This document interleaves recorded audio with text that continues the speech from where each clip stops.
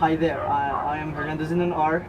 I'm here to tackle about the four economics resources, namely the land, labor, and capital, and also the entrepreneurship. Here first, the land. In economics, land comprises all naturally occurring resources whose supply is inherently fixed.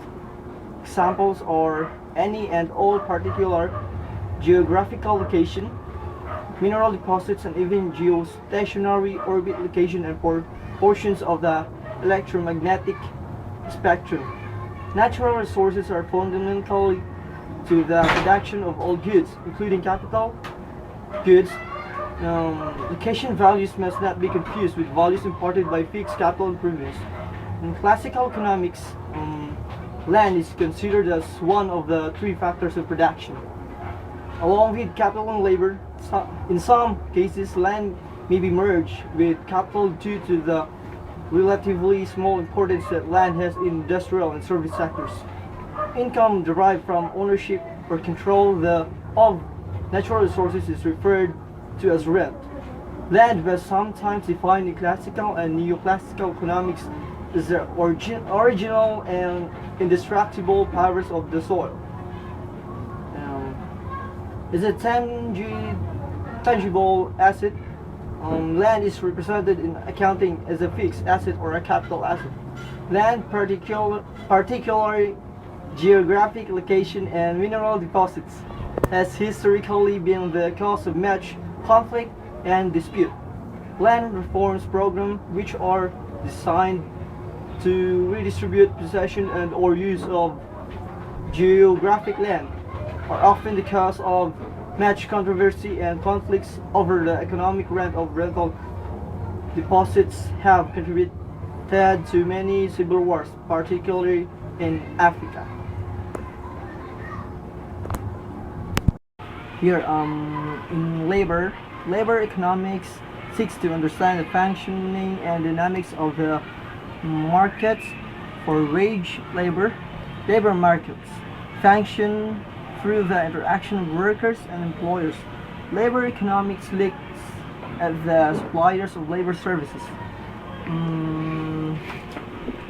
The demands of labor services is the attempts to understand the resulting pattern of wages, employment, and income. In economics, labor is a measure of the work done by human beings. It is conventionally contrasted with such other factors of production as land and capital. There are theories which have developed a concept called human capital, referring to the skills that workers possess, not necessarily their actual work. Although there are also counterposing macroeconomic system theories that think human capital is a contradiction in terms. Demands for labor and wages determination.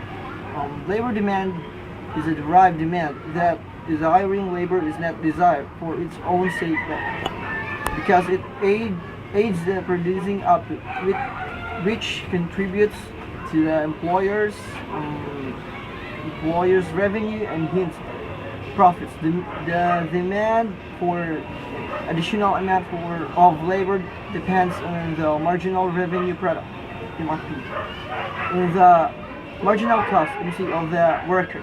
The MRP is calculated by multiplying the price of the end product service by the marginal physical product of the worker. The MRP is greater than a firm's marginal cost, then the firm will employ the worker, since doing so will increase profit. The firm only employs, however, up to the point where MRP equals to MC, and not beyond in economic theory. Wage difference exists, particularly in mixed and partly flexible labor markets. For example, the wages of a doctor and a port cleaner, both employed by the NHS, differ greatly. But why? There are many factors concerning this issue. This includes the MRP. the worker. A doctor's MRP is far greater than that of the port cleaner. In addition, the barriers to become a doctor are far greater than the becoming a port cleaner. For example, to become a doctor take a lot of education and training which is costly. And only those who excel in academia can succeed in becoming doctors. The port cleaner, however, requires minimal training. The supply of doctors, therefore, will be much more elastic than the supply of port cleaners. The demand will also be inelastic, as there is a high demand for doctors and medical care as necessary.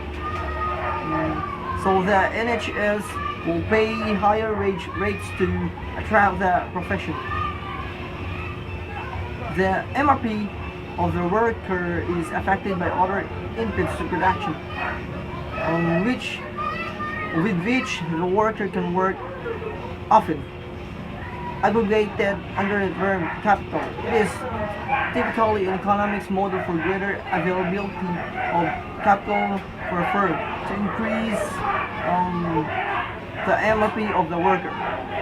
All else equal, the education and training noted in the last paragraph are counted as a human capital, since the amount of physical capital affected MRP, and since financial capital flows can affect the amount of physical capital available. MRP and those wages can be affected by financial capital flows between countries and the degree of capital mobility within the between. In capital and in economics, capital goods, real capital or capital assets are already produced, durable goods, or any non-financial assets that is used in productions of goods or services. Some accounting regimes, such as a triple bottom line, include definition of natural capital and social capital, in which ecosystems and social relations are defined as capital assets. Control of capital is the primary means of creating wealth. The broader definition of wealth is used in all systems of accounting and in all definitions of asset types. The capital goods are not significantly consumed, though they may depreciate in the production process. How a capital good or asset is maintained, or regrown or returned to its pre-production state varies based on type of capital involved. Manufactured or physical capital is distinct from land or natural capital, in that capital must itself be produced by human labor before it can be a factor of production. At any given moment in time, total physical capital may be referred to as the capital stock. In a fundamental sense, capital consists of any produced thing that can enhance a person's power to perform economically useful work. A stone or an arrow is capital for a caveman who can use it as a hunting instrument, and roads are capital for inhabitants of a city. Capital is an input in the production functions. Homes and person houses are not usually defined as capital but as a durable goods because they are not used in production or sellable goods and service. The division between the capital and durable goods is set in an accounting regime and depends on the types of styles of capital that are recognized as capital assets and the types of goods and services that are recognized as economics. Last, the entrepreneurship. Entrepreneurial economics is a study of the entrepreneur and entrepreneurship within the economy. The accumulation of factors of production per se does not explain economic development. They are necessary inputs to production, but they are not sufficient for economic growth. Human creativity and productive entrepreneurship are needed to combine these inputs in profitable ways. Enhance an institutional environment that encourages free entrepreneurship becomes the ultimate determinant of economic growth. Thus, the entrepreneur and entrepreneurship should take center stage in any effort to explain long-term economic development. Early economic theory, however, did not pay proper attention to the entrepreneur. If the entrepreneurship remains as important to the economy as ever, then the continuing failure of mainstream economics to equitably account for entrepreneurship indicates that fundamental principles require re-evaluation. The characteristics of an entrepreneurial economics are high levels of innovation combined by high level of entrepreneurship, which result in the creation of new ventures as well as new sectors of industries. Entrepreneurship is difficult to analyze using traditional tools of economics, calculus and general equilibrium models. Current textbooks have only passing references to concept of entrepreneurship and entrepreneur equilibrium. Models are central to mainstream economics and exclude. Okay, that's it. Thank you. That's all.